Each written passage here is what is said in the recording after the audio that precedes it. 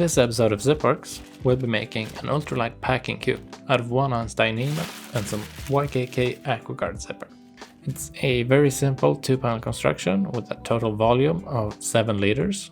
That's 12 by 7.5 by 5 inches. And I made it exactly these dimensions to fit perfectly inside the backpack I will be making in the next episode. Make sure to subscribe so you don't miss that.